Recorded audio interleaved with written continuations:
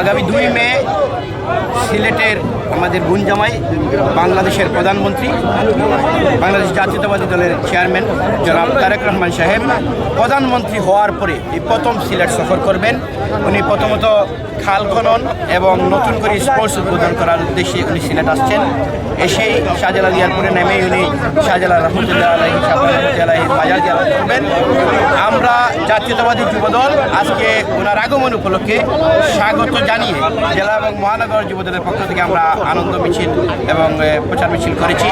আমাদের নেতাকে আমরা বরণ করার জন্য ইনশাল্লাহ আগামী 2 মে শনিবার সকাল থেকেই আমরা রাজপথে থাকবো। রাজপথ থেকেই আমাদের প্রিয় নেতাকে আমরা বরণ করব। আমাদের সকল প্রোগ্রামগুলোর সফলতা কামনা করি। ইনশাআল্লাহ নিরাপত্তা দেওয়ার মালিক আল্লাহ।